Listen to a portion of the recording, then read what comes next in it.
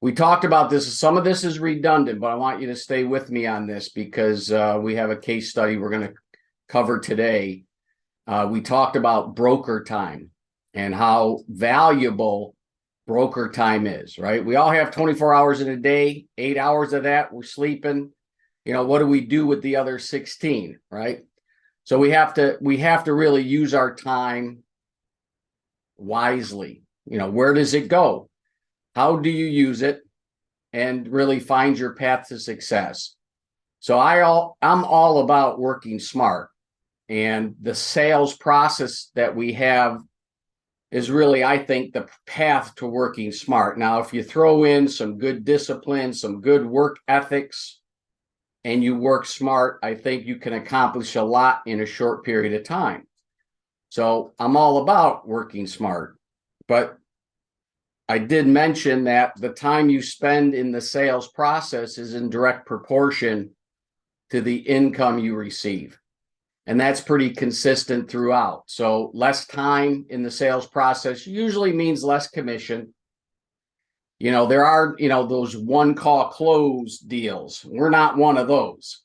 But a lot of times when you have a one call close deal, I can assure you, you're not making much commission. When you have a sales process, there's usually, because of that sales process, there's a lot bigger commission.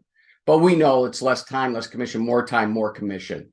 So as we have these broker opportunities, whether a licensed broker, franchise broker, business broker, I kind of detailed last week, and I ballparked this, but I looked at, okay, are these numbers realistic?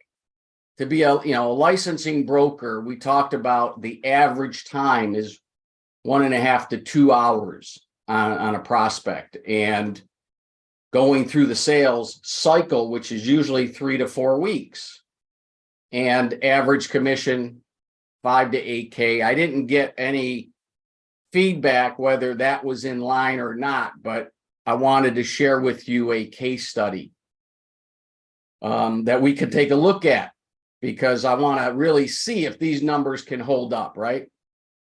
So first of all, you have to create the lead. That's what we do. This is an ad that's been running for, I don't know, quite some time on BizBuySell. It's a good ad because it talks about the industry and not buying a physical laundromat. Because, and I can assure you, people think that they want an existing laundromat. The problem is there's really not a good supply out there, and prices are inflated because of it. Everybody and their brother wants a laundromat or a car wash, right? For obvious reasons. But the initial fee is listed at $29,000. So some people think, okay, I can own a laundromat for $29,000 or get in the laundry business. And you'll be surprised how many people actually are aware that this is regarding the on-demand laundry service industry. What we do is we pay $259 a month for this ad. And I love looking at analytics because they always tell a story, right? So when you look at the analytics here, and we looked at 6 months and the last year, 12 months, on just this one ad, take a look at those numbers and what is it that really stands out? I look at these ad impressions. I don't know if that really means too much, but you're looking at, over 1 million, close to 2 million, number of times someone sees your listing in the search results. I don't know if that really means anything. I think the important number to look at is the listing detail views, number of times someone clicked on or looked at the listing detail page, and then how many people filled out the form to become a viable lead. So if you look at on the 6 month, there was about 40 leads per month, 10 per week. And on the 1 year, it kind of dips down a little bit, 37 leads per month or 9 leads per week. Quite frankly, I'm okay with those numbers. If I can have an ad that produces like this, I'll take it every single day. So, and then you look at number of views, you're getting about one lead for every 97 views, right? Round up, for every 100 views, you're pulling one lead. So good information to know, right? Look at the analytics if you're running these ads, because it does tell a story. See, I like the numbers here. I think it makes sense. So we had a lead that came in from this ad on February 23rd. So lead came in, it was input into the system. The next day, they received they initiated a phone call, left a message, and sent a text. That text actually led to an appointment for an initial call on Saturday. Yes, some of us work on Saturday. I love Saturdays. People don't feel rushed, busy. They spend time with you. I always find when I do work on Saturdays, it's a very productive day. So I spent about 20 minutes on the initial call, just planting the seeds on the on-demand laundry, setting up that packet that I'm sending out. And we actually had a detail call scheduled for Wednesday, March 1st, a detail call and proposal. Basically, the way I set it up is we're going to go ahead and get specific on territory, price, income, how you get paid, what's the streams of revenue for a territory owner. So that call takes a little bit more time. I get a little bit more into the weeds. So I spend about 30 minutes on that. On the following Monday, they took that proposal, they looked at it over the weekend, they wanted a territory adjustment. So we talked about the proposal that I initially sent on a territory. Hey, lo and behold, they wanted more territory. So they were certainly financially qualified. Needless to say, that was the qualification was done in the first initial call, right? Qualify, qualify, qualify, find out if they're a viable candidate. This prospect, lo and behold, used on-demand laundry service in the past, moved about an hour away from where she was, and she couldn't get that on-demand laundry. So knew that there was a need for it. What I did is I set up a call, a Zoom call, to meet both decision makers, because at this point it was just one of the partners, and I wanted to get both involved in this process, right? Very important. So I set up a Zoom call on a Saturday. It was Saturday at 2:00, and I spent 45 minutes face-to-face with the prospect and going over the proposal and what else? Going over the income calculator. Now, if your prospect's really sharp and gets it, they've already played with the income calculator. They've already looked at the numbers. So I do throw in the disclaimer. It's a hypothetical.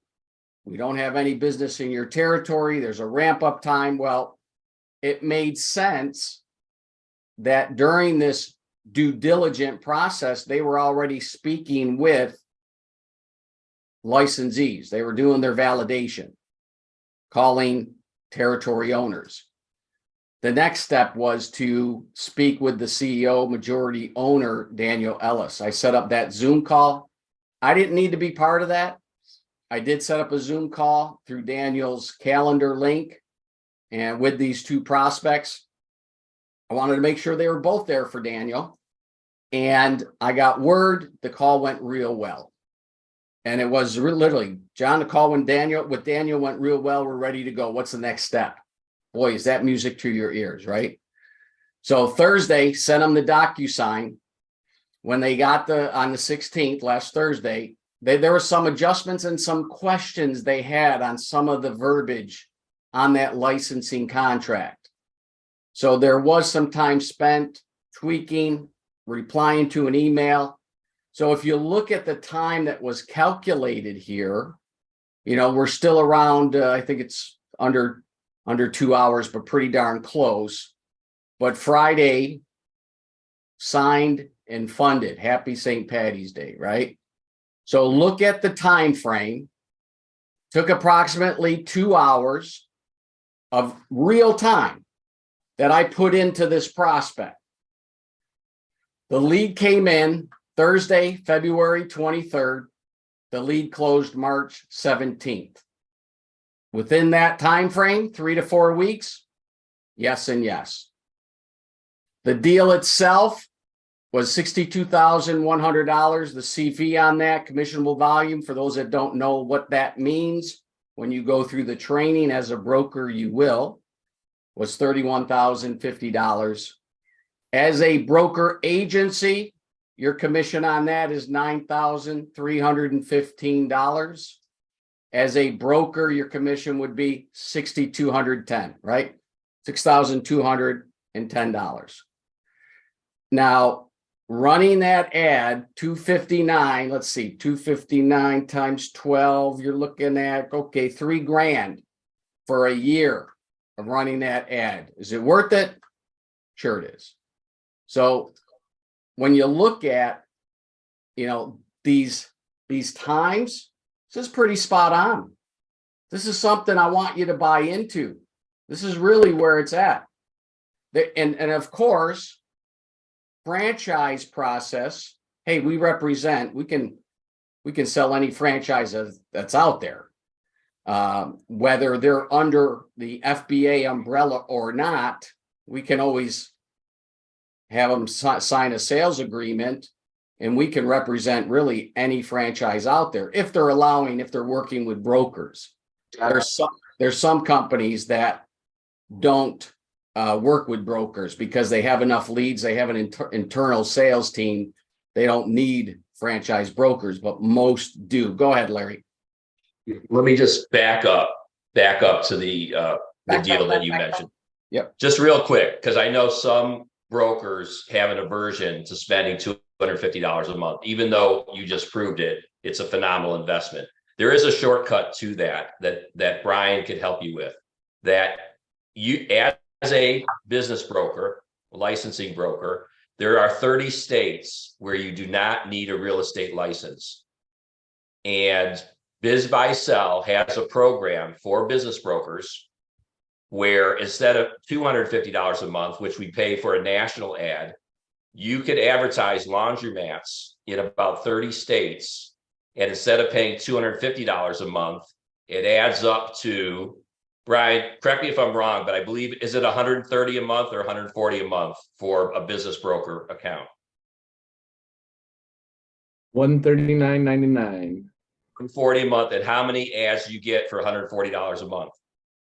That's for 25 listings. You can get, I think it's 5 listings for $99, but who would want it? Why not pay the extra 40 for 20 more listings? So just think about this, that yes, the $250 a month for a national ad on a business opportunity is definitely worth it, or $260, whatever it is. You could also get it down to $199 if you prepay for 6 months, by the way, for a national ad. But as a business broker, which you all are in 30 states with no license required, if you need help, Ryan could help you. You could open up an account for $140 and get 25 ads. That comes out to, instead of $260 a month, about, let me see here, was it $7, $6, $6 an ad. So I just wanted to throw that on the table, John, because I think brokers are missing the boat, not advertising. Well, yes. I mean, and we've talked about it enough. I mean, if you're not advertising, quite frankly, you're not in the business. I mean, it's part of FBA. They supply leads to brokers at $75 a pop, $75 for a lead.